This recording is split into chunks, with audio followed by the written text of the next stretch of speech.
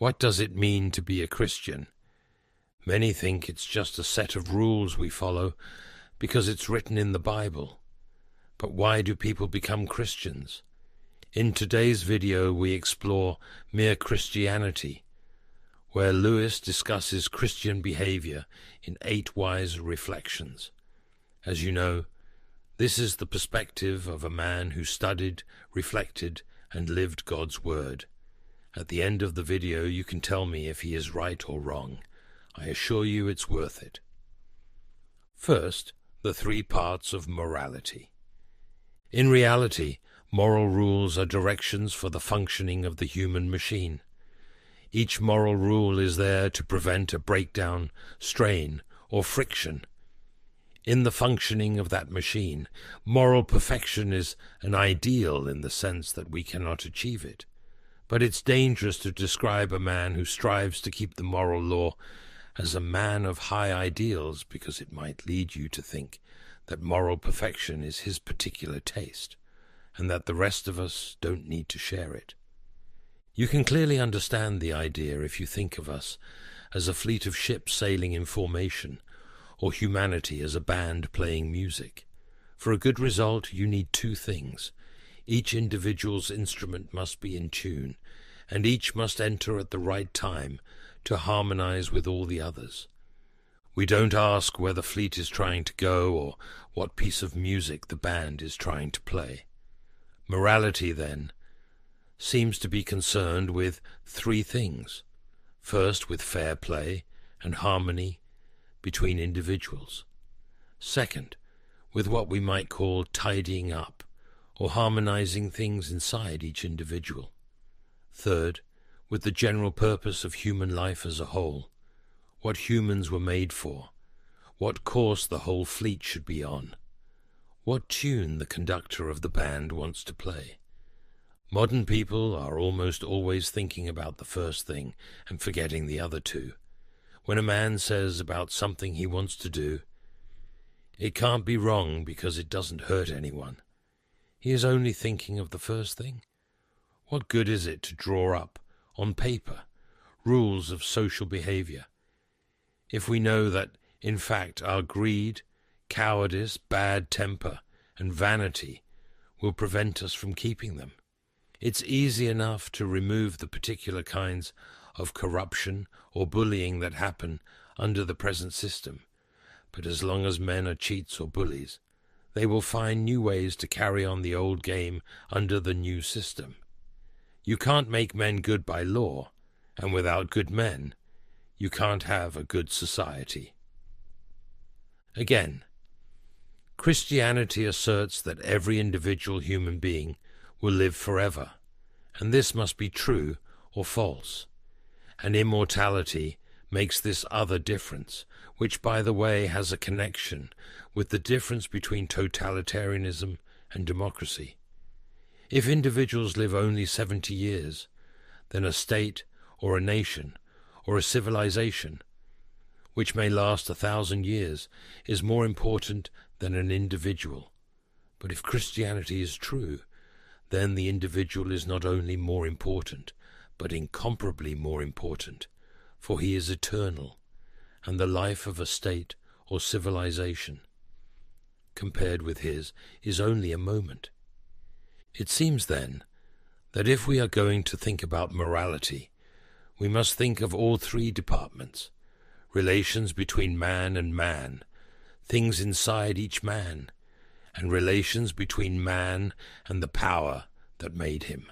Second, the cardinal virtues. One of my main reasons for dividing morality into 3 parts was that this seemed the shortest way of covering the subject. Here I want to give an idea of another way the subject has been divided by ancient writers, which was too long to use in my talk, but which is a very good one. According to this longer scheme, there are 7 virtues. 4 of them are called cardinal virtues, and the remaining 3 are called theological virtues. The cardinal ones are those which all civilized people recognize. The theological ones are those which, as a rule, only Christians know about.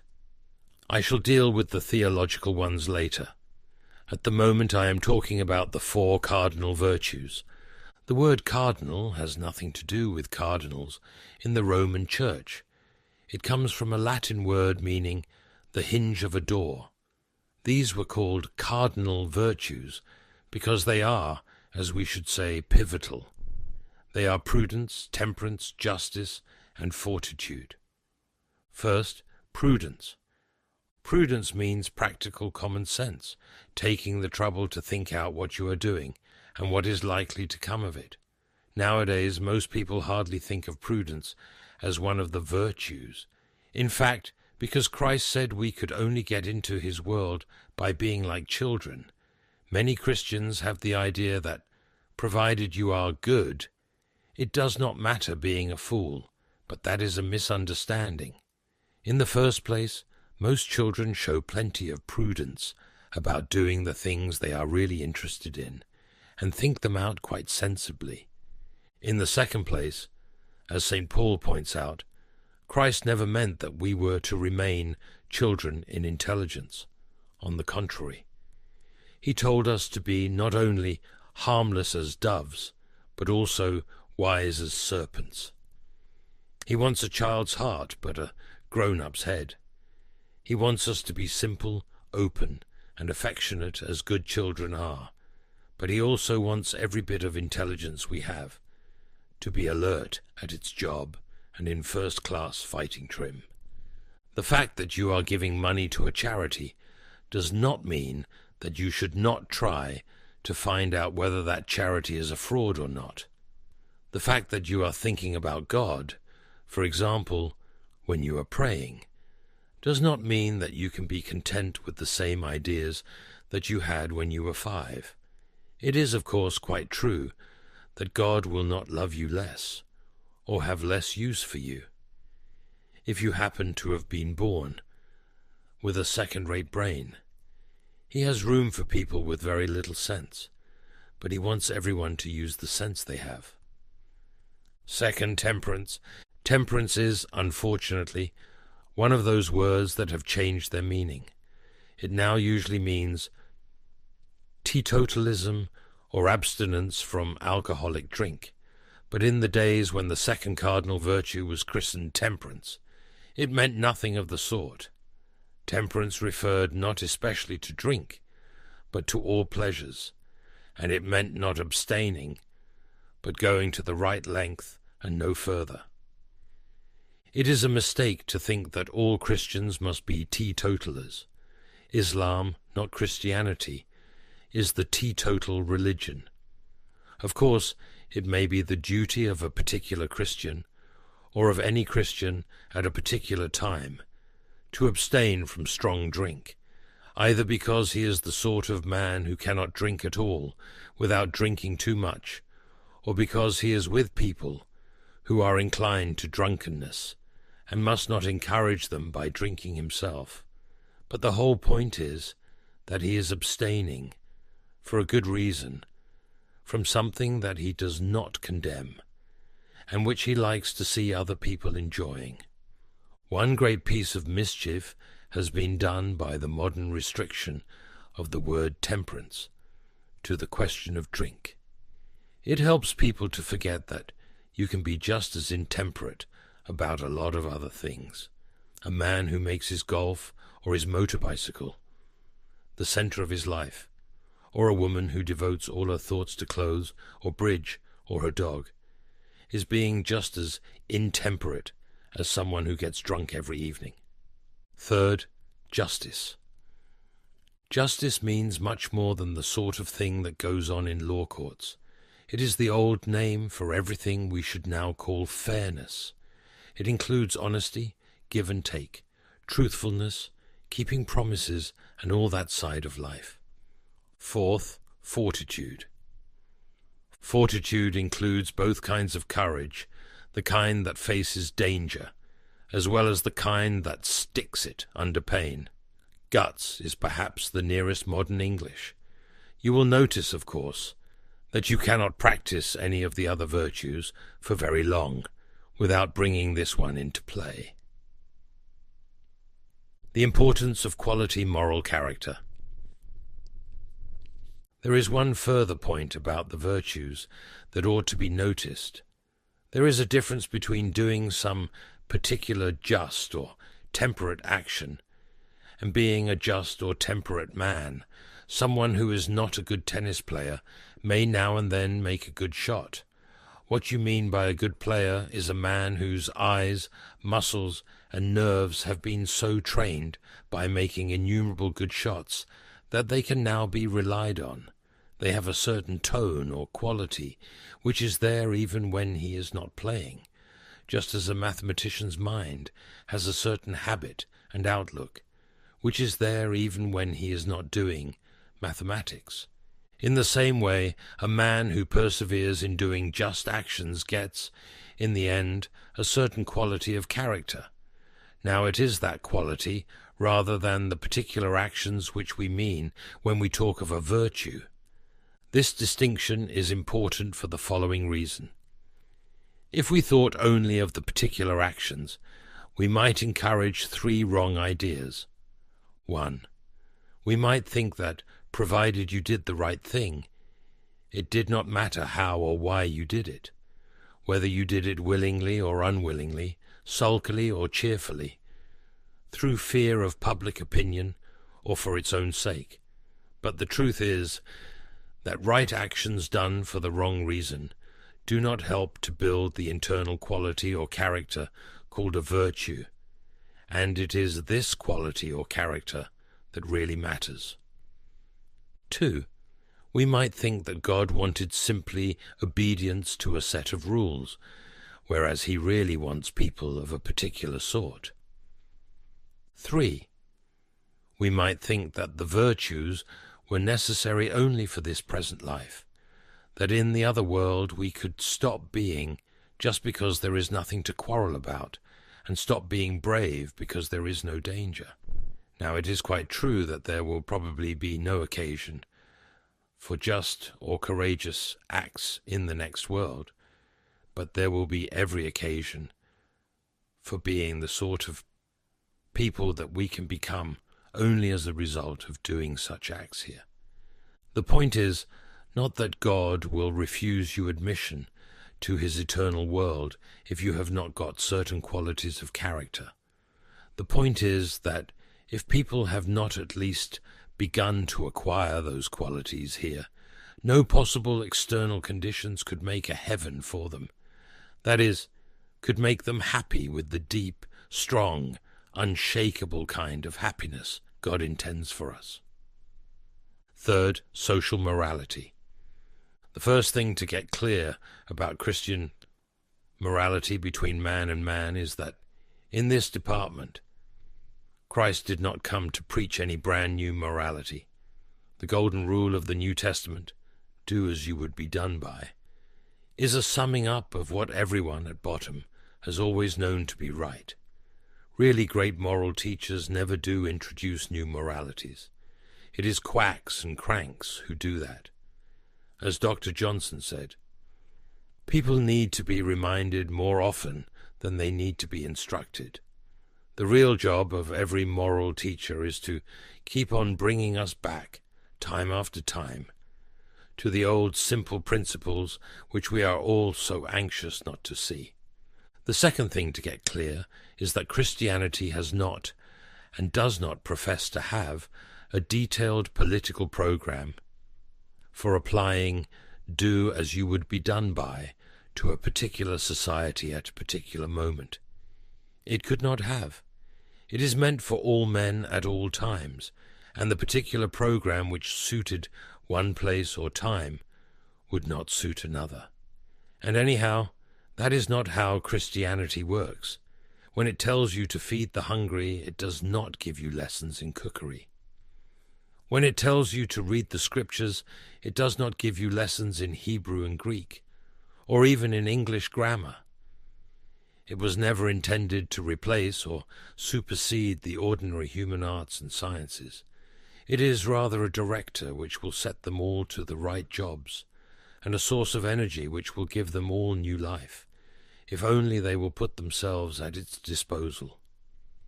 People say, The church ought to give us a lead.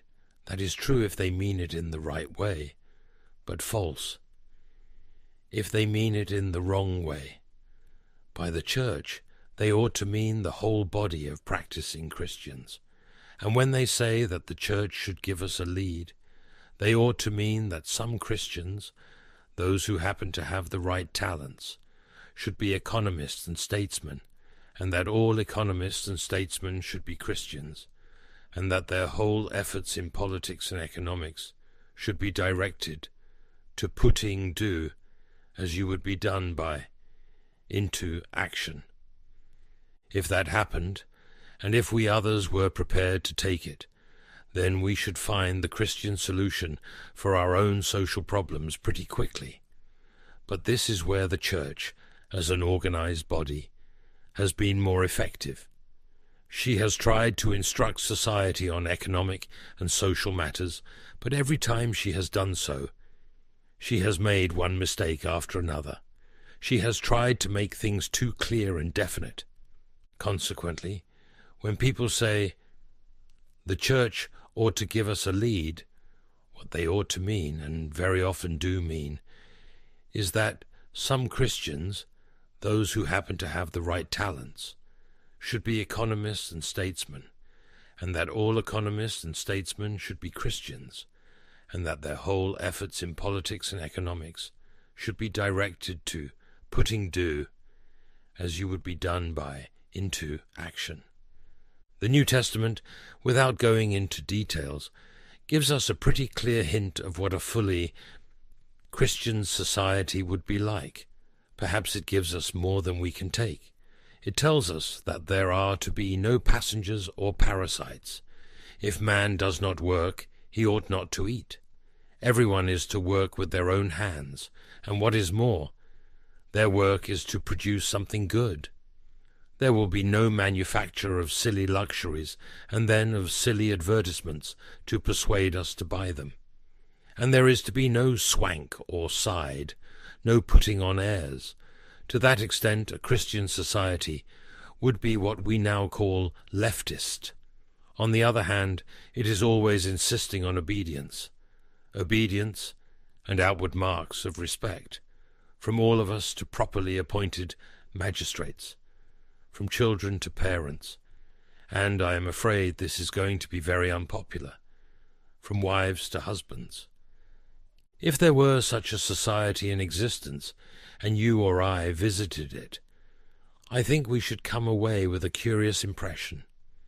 We should feel that its economic life was very socialistic, and in that sense advanced, but that its family life and its code of manners were rather old-fashioned, perhaps even ceremonious and aristocratic.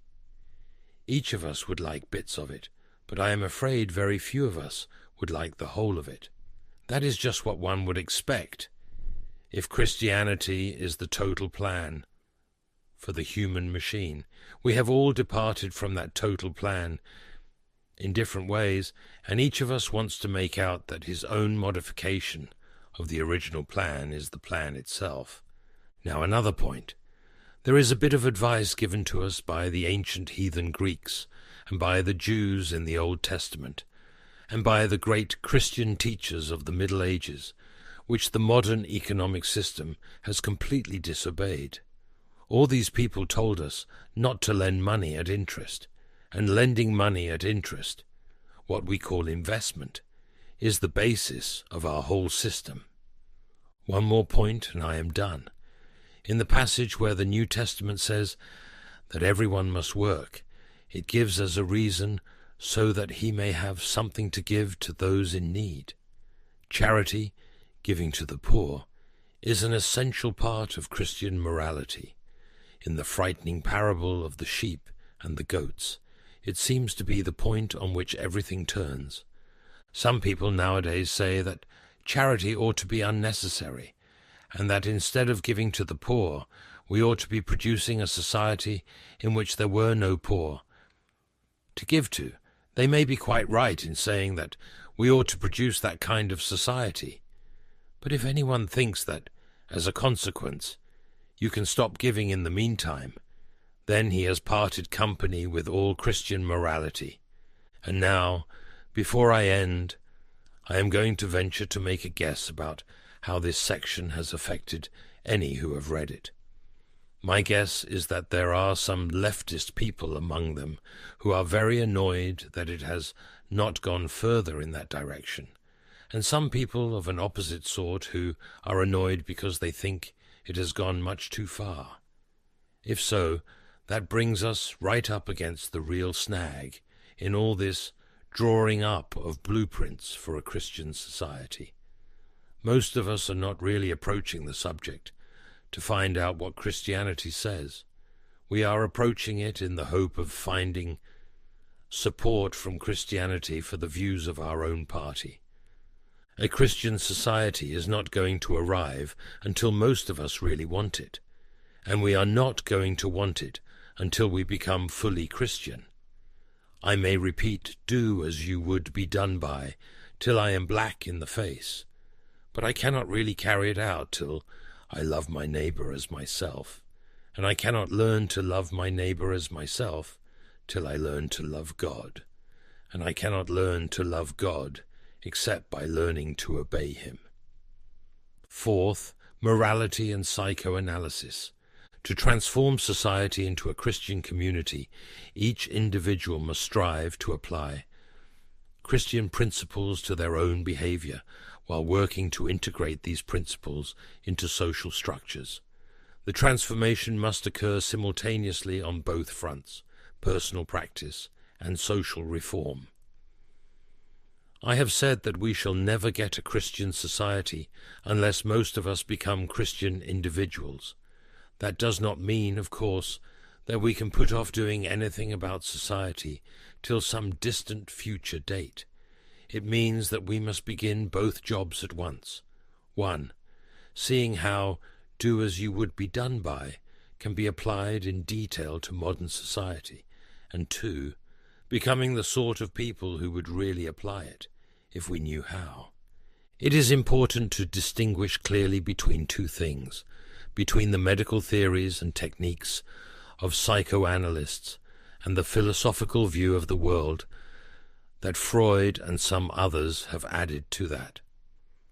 Psychoanalysis as a medical technique has value in itself and can be beneficial. However, Freud's philosophical interpretations should not be confused with medical practice. Freud, by extrapolating his medical theories into philosophy, enters terrain where he is not an expert, and his philosophical views should be considered separately from his medical contributions. When a man makes a moral choice, two things are involved. One is the act of choosing. The other is the various feelings, impulses, and so on that his psychological outfit presents to him, and which are the raw material of his choice. Morality involves the active choice of an individual, and the psychological impulses that influence that choice. These impulses can be natural or abnormal due to subconscious influences. The moral choice is the crucial point of morality, and psychoanalysis can help by providing a better psychological state. But the final moral decision rests with the individual. Psychoanalysis aims to treat abnormal feelings so that a person has a healthier emotional base from which to make choices. Morality, however, is focused on the choices themselves. Thus, psychoanalysis can prepare the ground, but the responsibility for moral choices lies with the individual. What psychoanalysis undertakes to do is to remove abnormal feelings, that is, to give the man better raw material for his acts of choice. Morality is concerned with the acts of choice themselves. Psychological disturbances are seen as conditions to be treated, not as moral failures. While people tend to judge based on visible actions, God evaluates the moral intent behind the choices, considering the effort and courage required to overcome internal difficulties. Bad psychological material is not a sin, but a disease. It does not need to be repented of, but to be cured. And by the way, that is very important. Human beings judge one another by their external actions. God judges them by their moral choices. Human judgment is limited because we only see the exterior of actions, not the effort and internal circumstances. God, however, judges based on what each person does with the internal conditions and challenges they face, offering a fairer and more understanding judgment. That is why Christians are told not to judge. We see only the results which a man's choices make out of his raw material.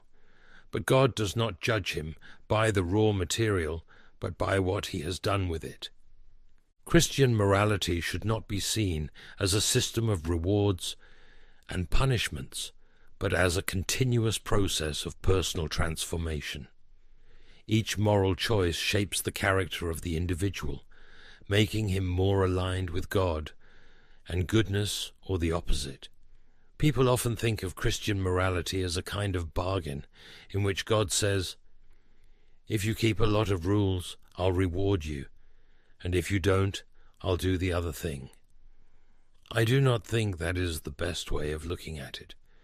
Each moral decision influences and shapes the core of our being, affecting who we become over time. This continuous transformation guides us to become beings more aligned with good or evil. Every time you make a choice, you are turning the central part of you, the part of you that chooses, into something a little different from what it was before.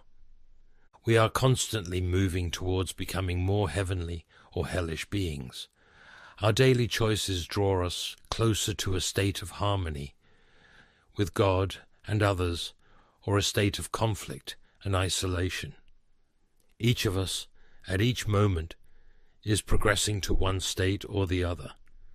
The understanding of good and evil is linked to our moral state.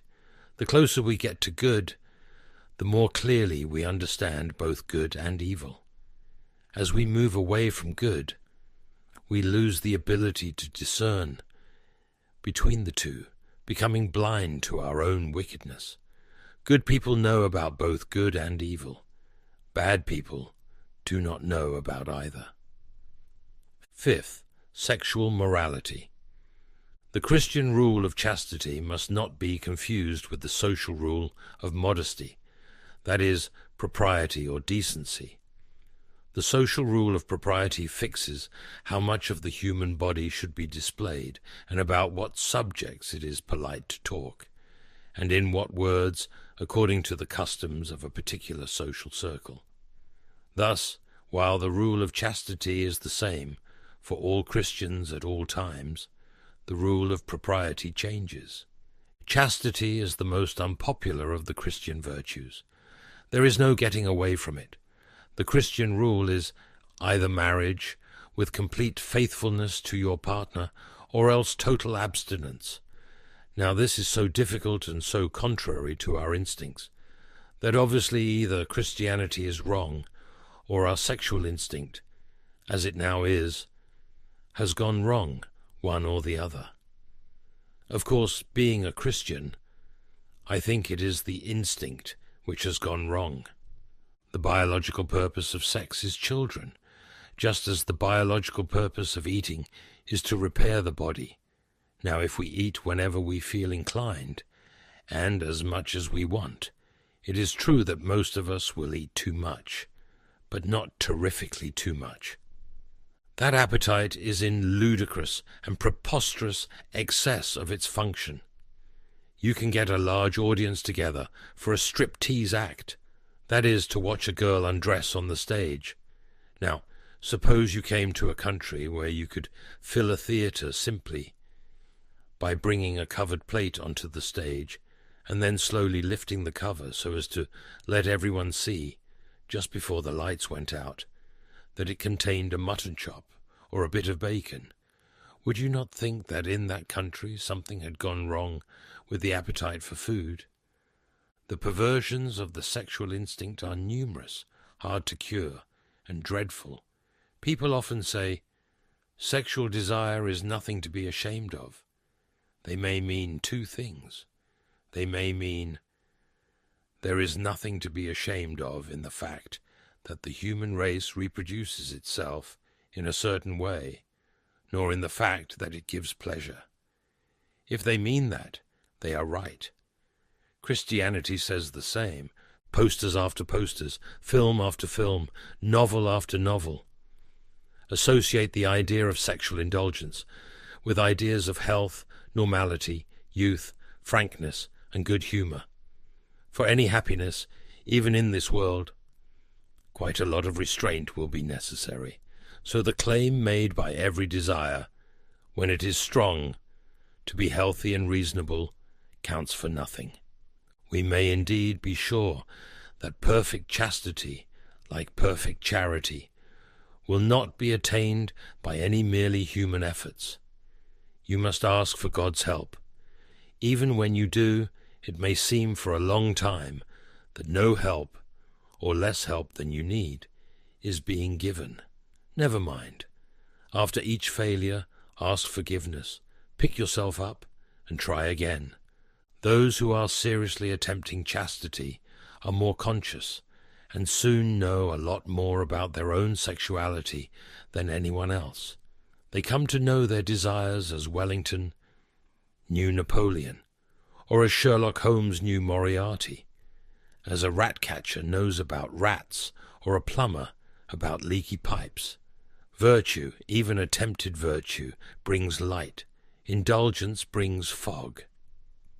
Finally, though I have had to speak at length about sex, I want to make as clear as possible that the center of Christian morality is not here. If anyone thinks that Christians regard unchastity as the supreme vice, he is quite wrong. The sins of the flesh are bad, but they are the least bad of all sins. All the worst pleasures are purely spiritual. The pleasure of putting other people in the wrong, of bossing and patronizing and spoiling sport, and backbiting, the pleasures of power, of hatred. Sixth, Christian marriage. The Christian idea of marriage is based on Christ's words that a man and a woman are to be regarded as a single organism, for that is what the words one flesh mean. The inventor of the human machine was telling us that its two halves, the male and the female, were made to be combined together in pairs, not simply on the sexual level, but totally combined. As a consequence, Christianity teaches that marriage is for life. There is, of course, a difference between different churches. Some do not admit divorce at all. Others allow it reluctantly in very special cases. Justice, as I said before, includes keeping promises. Everyone who has been married in a church has made a public, solemn promise to stick to their partner till death. What we call being in love is a glorious state, and in several ways good for us. Being in love is a good thing, but it is not the best thing. Love in this second sense, love distinct from being in love, is not merely a feeling. It is a deep unity maintained by the will and deliberately strengthened by habit. My own view is that the churches should frankly recognize that the majority of the British people are not Christians, and therefore cannot be expected to live Christian lives. There ought to be two distinct kinds of marriage, one governed by the state, with rules enforced on all citizens, the other governed by the church, with rules enforced by her on her own members. The need for some head follows from the idea that marriage is permanent. If there must be a head, why the man? Well, firstly, is there any serious wish that it should be the woman? There must be something unnatural about the rule of wives over husbands, because the wives themselves are half ashamed of it, and despise the husbands whom they rule. Seventh, the great sin. Pride or self-conceit is a vice that no man in the world is free of. Everyone in the world loathes this vice when they see it in someone else, and hardly any people, except Christians, ever imagine that they are guilty of it themselves. There is no fault which makes a man more unpopular, and no fault which we are more unconscious of in ourselves.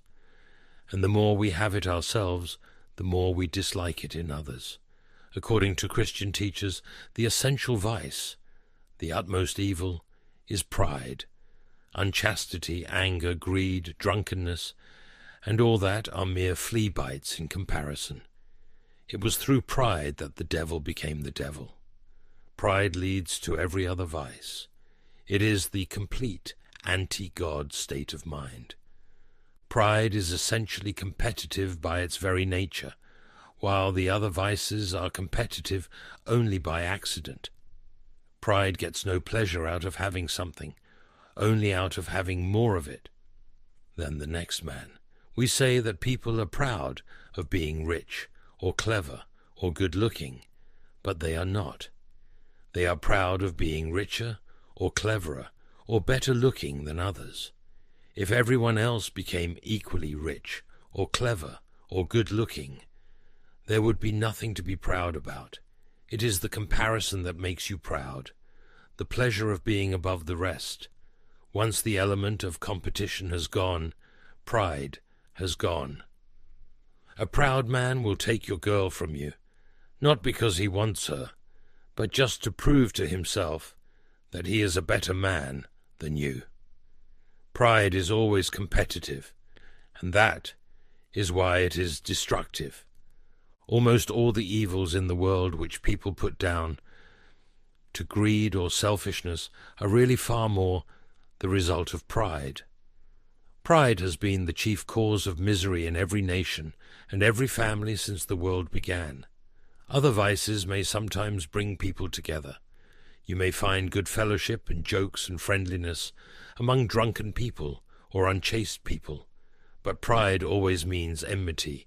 It is enmity, and not only enmity between man and man, but enmity to God.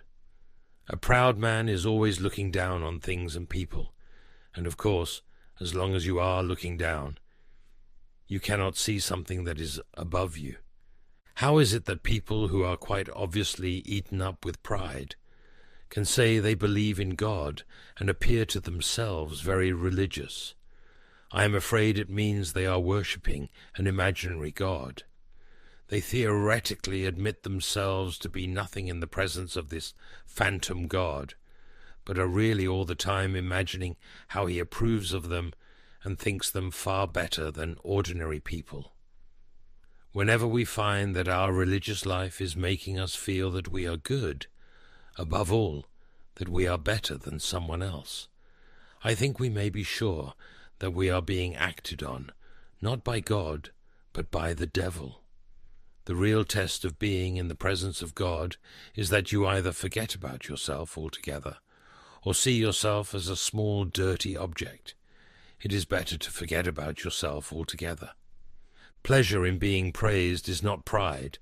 The child who is patted on the back for doing a lesson well, the woman whose beauty is praised by her lover, the saved soul to whom Christ says, "Well done," is pleased and ought to be. For here the pleasure lies not in what you are, but in the fact that you have pleased someone you wanted, and rightly wanted, to please. The trouble begins when you pass from thinking, "I have pleased him, all is well," to thinking, "What a fine person I must be to have done it." The more you delight in yourself and the less you delight in the praise, the worse you are becoming. When you delight wholly in yourself and do not care about the praise at all, you have reached the bottom. That is why vanity, though it is the sort of pride that shows most on the surface, is really the least bad and most pardonable sort. The vain person wants praise, applause, admiration, and too much, and is always angling for it.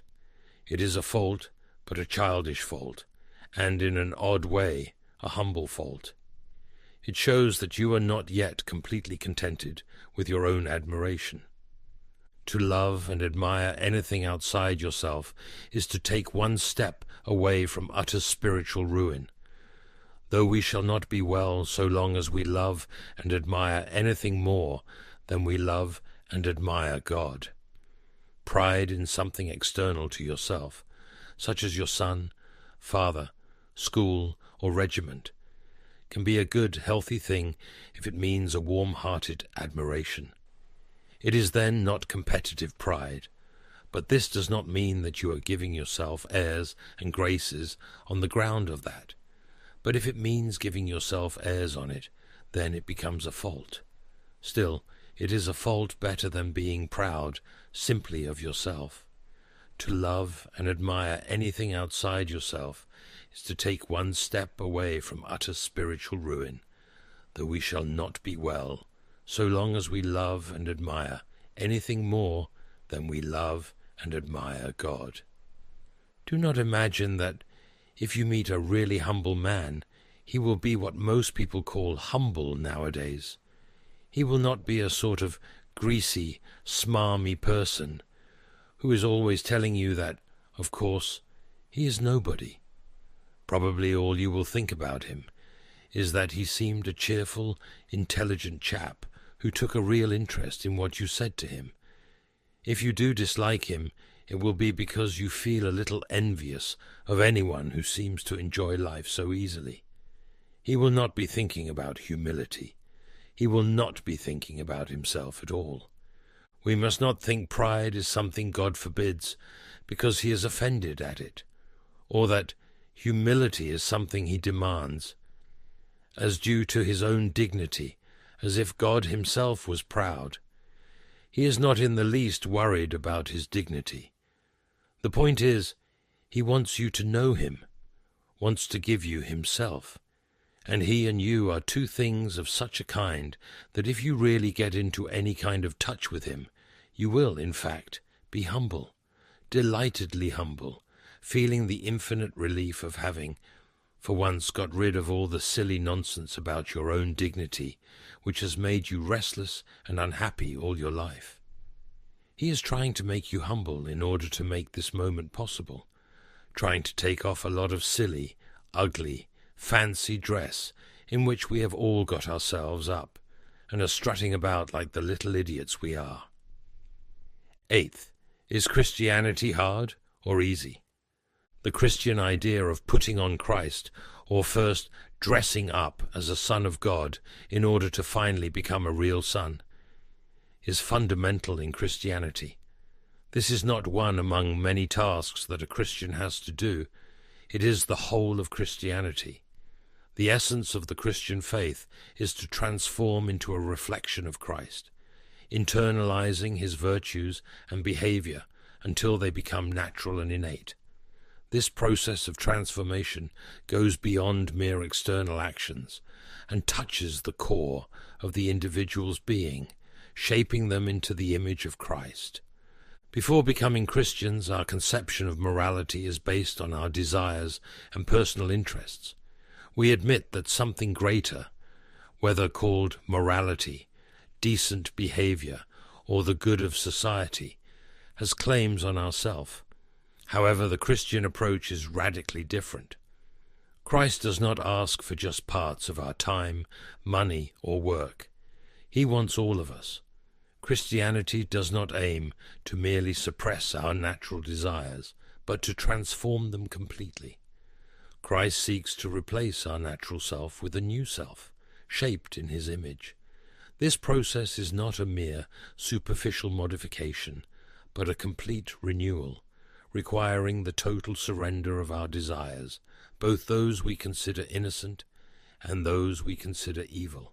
Christ describes the Christian walk in two ways, sometimes as very hard, sometimes as very easy. He calls us to take up our cross, symbolizing a path of sacrifice and death to self. On the other hand, he says his yoke is easy and his burden is light, suggesting that following him brings rest and relief. Both descriptions are true.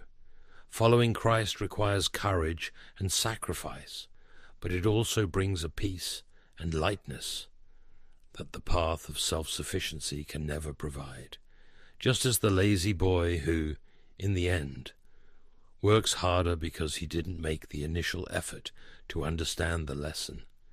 Resisting complete surrender to Christ ends up being more exhausting than total surrender. Surrendering our whole self, all our desires and precautions to Christ, is an almost impossible task, but it is the essence of Christianity. Trying to keep our natural self while attempting to be good results in frustration and failure. Christ teaches us that we cannot produce true fruits without a complete transformation, which goes beyond the surface, like a field that must be ploughed and replanted to produce wheat. Our lives must be completely transformed to reflect God's will. True Christian change requires deep and comprehensive surrender, a total giving of ourselves to Christ. The real challenge of the Christian life begins each morning. As we wake up, our desires and hopes for the day attack us like wild animals, and the first task of the day is to put them into perspective, listening to God's voice and adopting His vision for our day. This is a continuous effort throughout the day, turning away from our natural anxieties and concerns and allowing God's peace to flow into us. This process of surrender and focus on God must be renewed daily, moment by moment. Christian transformation is not superficial, but deep and comprehensive. While paint stays on the surface, dye penetrates deeply. Similarly, the Christian life is not just a superficial veneer of moral behavior, but a radical change that permeates our entire being. In the moments when we allow Christ to work in us, the new life begins to spread through our whole system. Christ calls us to be perfect, to seek the complete transformation He offers. This process is challenging, but infinitely more rewarding than any superficial commitment we might seek. The Church exists to draw men to Christ, to make them little Christs. If it is not doing that, all the cathedrals, clergy, missions, sermons, and even the Bible itself are simply a waste of time. God became man for no other purpose. The Church must focus exclusively on leading people to Christ and helping them become more like Him. All its efforts and activities must be directed toward this end and nothing else. The Bible suggests that when we are drawn to Christ, many other things in nature will begin to set right. The nightmare will be over, and it will be morning. This implies that the transformation of human beings into Christ has a broader impact, affecting all of creation.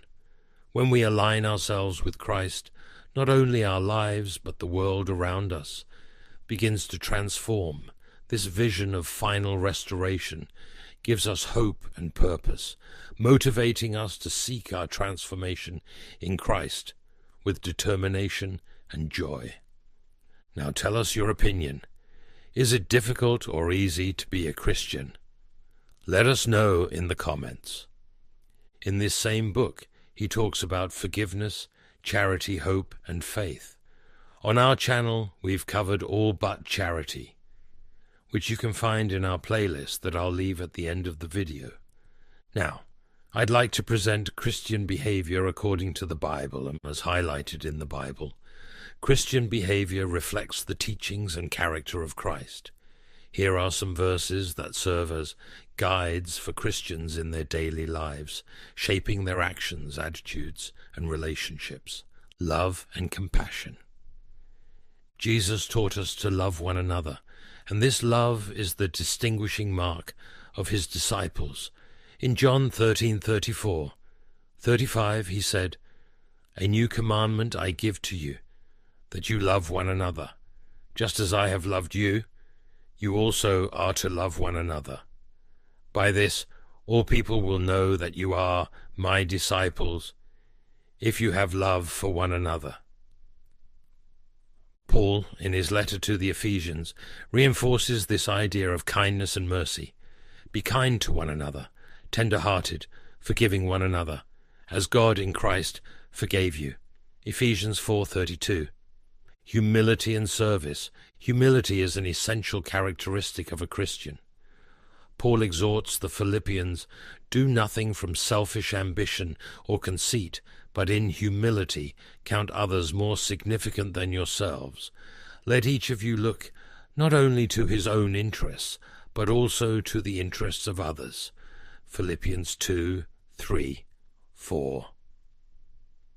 Jesus is the supreme example of service, for even the Son of Man came not to be served, but to serve, and to give his life as a ransom for many. Mark 10:45. Purity and holiness. Holiness is a call for all Christians.